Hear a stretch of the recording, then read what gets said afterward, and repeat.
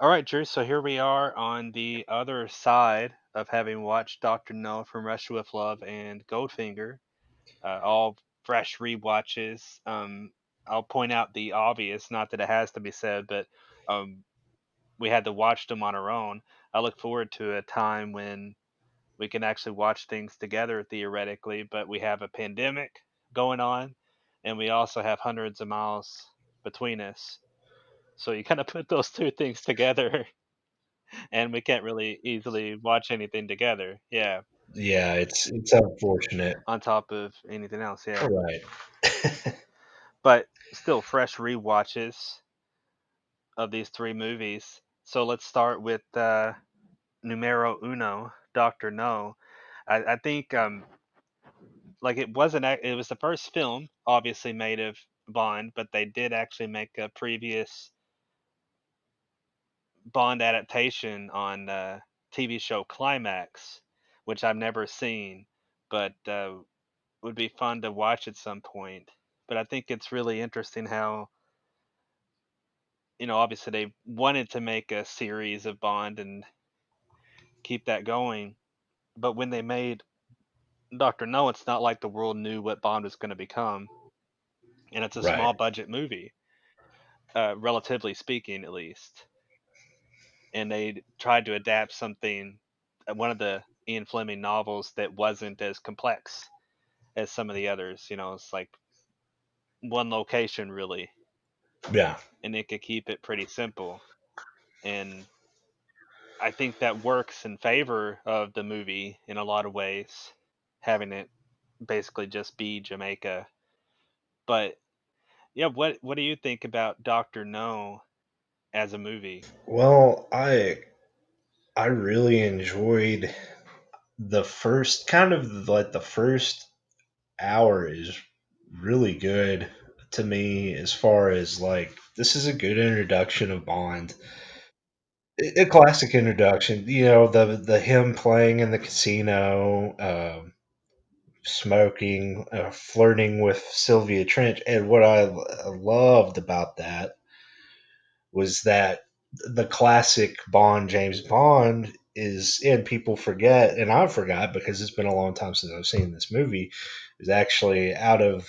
It's not just him saying that. That's a cool way I introduce myself. It's actually conversational because when she introduces herself, she says Trench, Sylvia Trench. I think that's her name. But anyway, she says that, and then Bond, you know, in response, Bond, James Bond, and it just stuck. It became a staple. I don't think it was intended to be one, but it became one. A lot of staples didn't. Yeah. Yeah. um, just because of Connery's delivery and just the essence of cool. But even going before that, I mentioned when we were talking about, and I'll talk about it more when we get to From Russia with Love, but I was talking about, well, they were already playing with the cold open, the Bond opening sequence before it became a thing. It's even more profound because I've forgotten Dr. No, there is no cold open. So the very first one in From Russia with Love plays with the Yeah. the whole idea, and it's not even a thing yet. But I thought that was interesting too because it starts with the gun barrel, and of course they had again it wasn't a thing yet, so they weren't doing it the classic traditional way yet because it wasn't a tradition yet. But when he comes out, the music doesn't cue until he's already fired and the blood starts coming down, so it's kind of awkward, but it's also very cool that they were playing with this idea so early. And of course, the we were talking about the 60s films that had these opening sequences with kind of a lot of lights and a lot of silhouettes, and the music choices here, well, it sets up that it's in Jamaica. That's true. It's kind of all over the place, but it also plays the Bond theme at the beginning. So it's interesting, but I love kind of the little setup with Strangways getting murdered by these three assassins. Um, Oh, not just any three assassins, Drew. The, the three blind mice. Here Here we we go. go. Best Bond song ever. Not really, but it's that cracked me up so much. Because I think the first time I watched this since I was a kid was with you several years ago now. And remember hearing that as the Bond song, it really cracks me up. But like to give this movie credit, I really like you can tell it's a small budget. They need Bond. Of course, was already a series of books, but they didn't know that this was going to be a phenomenon. So certain things are played down. It's probably the most low key Bond movie, maybe. And it's in Oh yeah. Yeah, it's very it's likely. part of it is situational. They didn't have a huge budget. They made it. Part of it's intentional. They were going for more of a low vibe uh, spy film, but it also has a lot of the big things that we come to love later, as we talked about before. But it's slowly introduced here. But like I said, just that introduction and kind of like not even just the scene, but the whole first several minutes of Bond. You have him talking to Monty Penny, the flirtation in the office, which again a staple. His interactions with M in the office, again crucial to Bond films from then on. And it kind of reminds you that Bond, a lot of people go to see the movies for the action and the gadgets and all that. But at its very core, Bond, as a spy, he's an investigator. He's going, that's what spies do. Spies don't jump out of airplanes all the time with like British flag parachutes and stuff.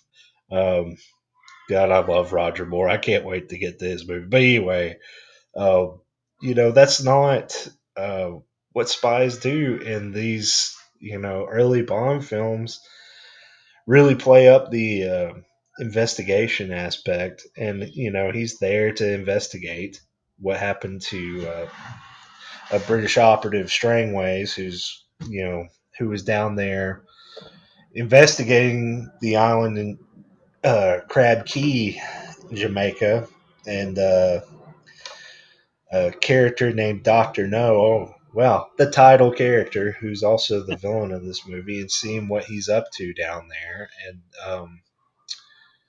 I don't know. I just love that aspect of it. There's, you know, before I throw it back to you, there's more intrigue to it. You have the CIA is also down there, and an introduction here of a character, Felix Leiter, who will go on to be in multiple Bond films, but played by different actors. But I think until recently, I think probably not played better or more iconic than anybody than Jack Lord in this one, who was famous for Hawaii Five O at the time. But it's just kind of there's not a lot of depth to the character here, but he's just a cool guy, has a cool look, the sunglasses, um, him kind of sizing up Bond at the beginning before they, become friends. With Quarrel and all that kind of stuff. I enjoy that, and then of course my favorite thing that I noticed on this viewing was the buildup of the Walther PPK, which is the signature gun that Bond uses pretty much from now or from then till now. And it's built up. He didn't want to use it, and he preferred a Beretta, and there's actually a lot more dialogue about it than I thought there was. But they actually play it plays into the plot of the film, and with someone trying to assassinate Bond, he has this smooth, sophisticated weapon that he's able to get the upper hand. and the line that was a Smith and Wesson, and you've had your six, is one of my favorite lines from not just a Bond movie. It's just an awesome line in general. Um, but like, there's just a smoothness to Bond. Like everything about him is smooth. To the weapon that he now carries, which implies that he was maybe a little rougher around the edges before this one. But I don't know. I really enjoy the feel of it, especially like that first hour. It's just kind of a fun,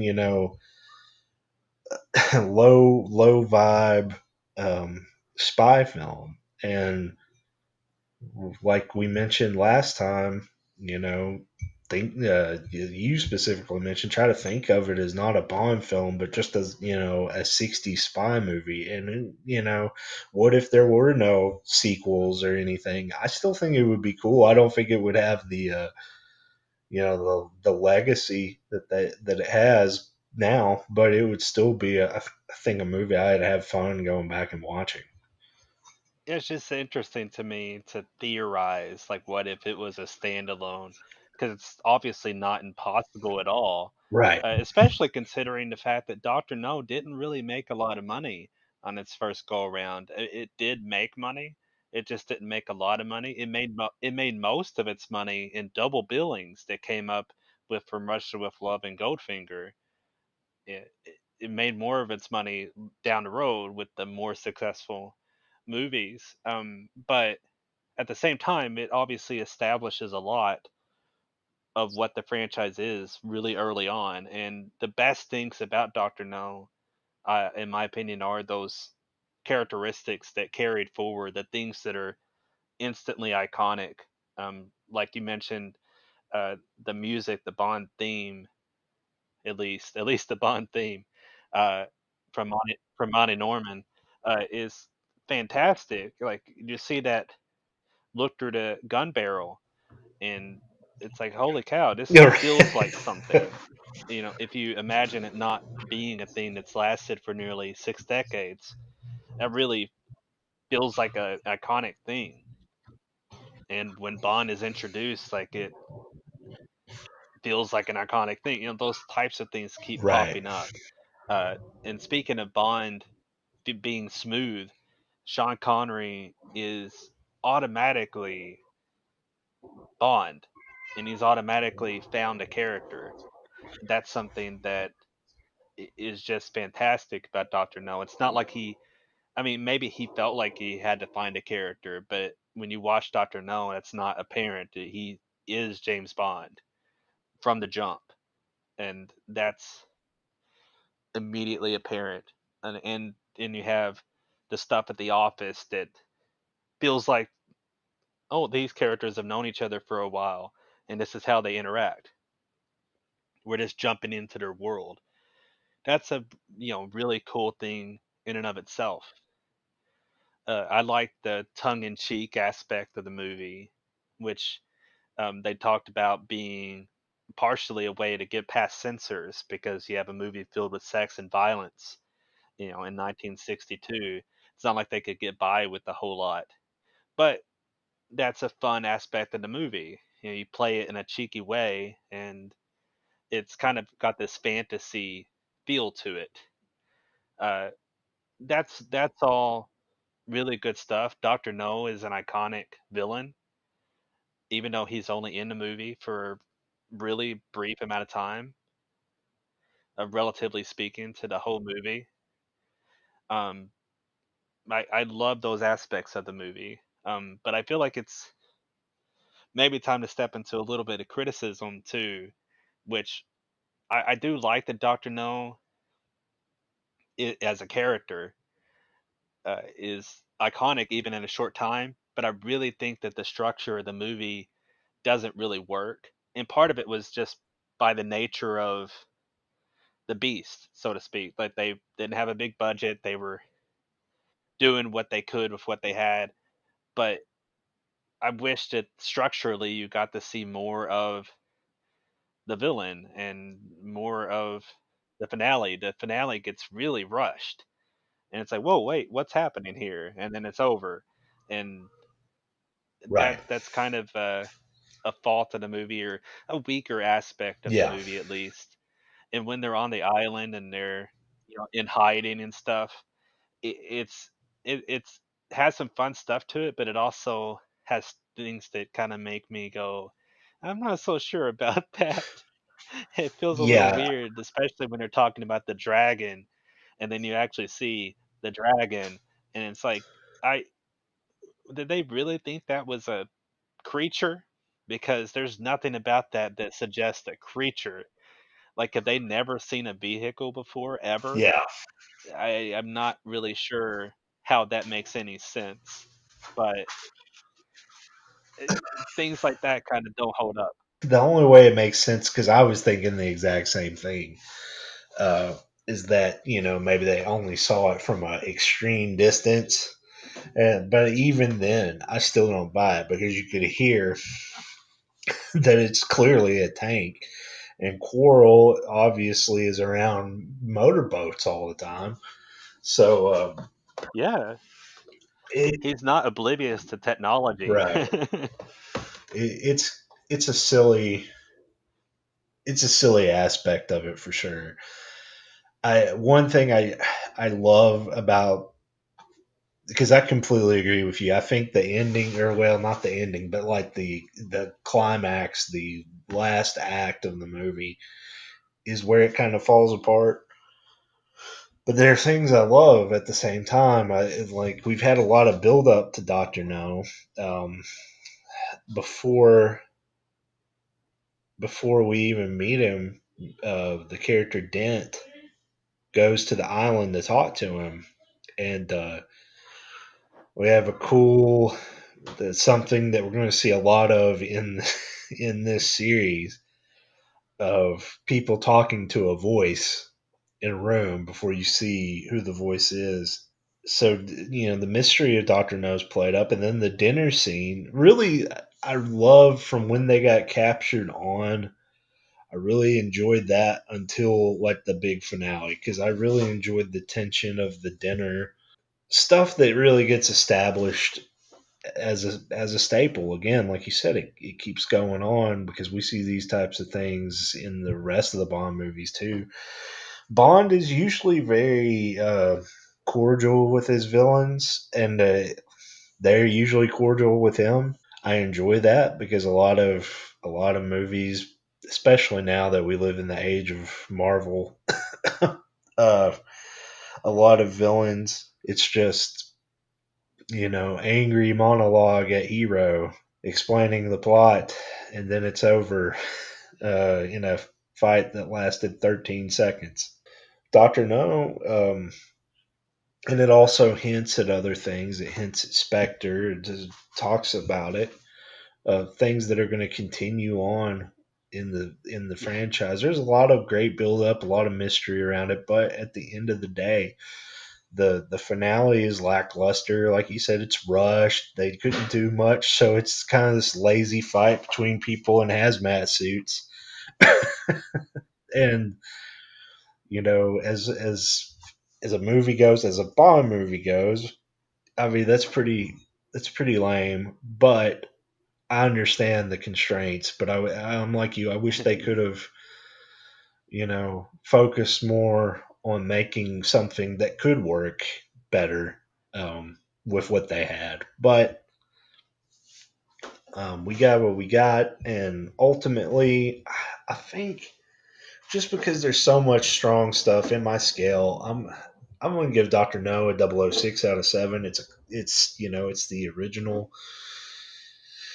original Bond film, and like you said, like Connery could have like taken a couple of movies to get into the character, but like in the first 5 minutes, he is Bond. That is why I think so many people still to this day say that he's their favorite Bond, or he's who they think of first, because he is Bond. He is so in that realm when he is on screen that I can't argue with people that say that he's their favorite or that he's the first person that comes to mind, because he is so iconic.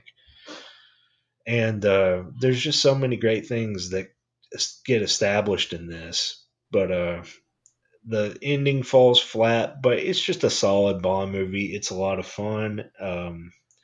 Yeah, I'm gonna give it a 006 out of 007, our first rating here. Fair enough, fair enough. I will criticize one more little thing, and that's the Three Blind Mice. Besides the theme song that we absolutely love, or the use of the song that we absolutely love, uh, what in the world? Why are they blind? Like, I don't understand it. Like, it's so silly. It is so incredibly silly. Like, obviously, the idea is, oh, you wouldn't look at them because they're blind. But if they were just three dudes walking down the street, they would be less obvious than three blind Right. guys that happen to be walking together in a group. That doesn't make any sense at all. Like, you're going to be more of a sore thumb if you're three dudes walking together blind. You know what I mean? Like, that does not make any sense. I completely agree with that. Like, it's such a tiny thing, but it really does bother me. And it fits into like the cheeky nature of what they were trying to do, but it's just too silly. And so much of the rest of the movie isn't silly in that same way.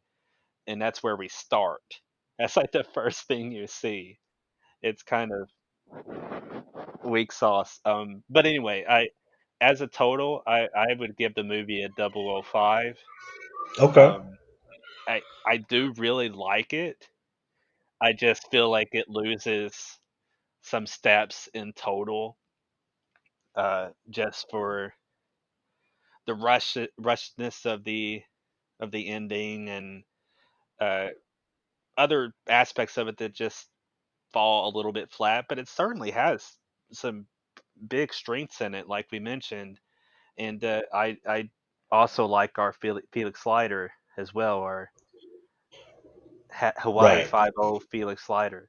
Um, yeah, that's cool, and I I think it's worth mentioning Honey Rider as well as a good character. Iconic, obviously, but yeah, The performance is good too. She's a good Bond girl. Uh, she's resourceful. She's not a complete damsel in distress. I think a lot of critics of Bond have this idea that the women in the films are just sex objects and they are just there for Bond to save. And I'm not going to say that that's never the case, um, because I mean, to a degree, it is. I don't think it's only. I don't think it's intentional, but I can see how people can see that. But with Honey Wilder starting off right out the gate, you have a Bond girl who's resourceful, who's smart, who is tough, and can get out of situations and help Bond. So I think that, you start off one of the biggest staples of Bond, the Bond girl, in a pretty strong place, and I'm almost very upset with myself for not even mentioning her until now. But yes, she's a big part of Doctor No, and of course she's probably the most iconic Bond girl, one of the most iconic. The shot of her walking out of the water is like it's one of the top three or four iconic images from Bond. So much so that it's been emulated terribly once in the right. franchise, Yeah, we'll definitely get to that one. Yeah, and awesomely in a gender reversal in another movie in the franchise. So I don't know. I agree with you. I do think it's worth pointing out. Like, obviously, the movies are 1960s here, and there's this sexed up aspect of them, in a light fantasy kind of way. I don't think it's I mean, like you said, that there obviously can be some damsel in distress aspects in some Bond movies in some places, but when you look at here, it's lighthearted and it's fantasy, but it's not. right, I don't know. It's not like Bond is just using them as sex objects. At least I don't get that vibe personally. I mean, everybody falls for each other really fast, and they do their thing. It's flirtatious and maybe a little easy, but it is for everybody because that's just the vibe, you know. Um, but yeah, I think it's time that we probably could move on to our second movie, From Russia with Love.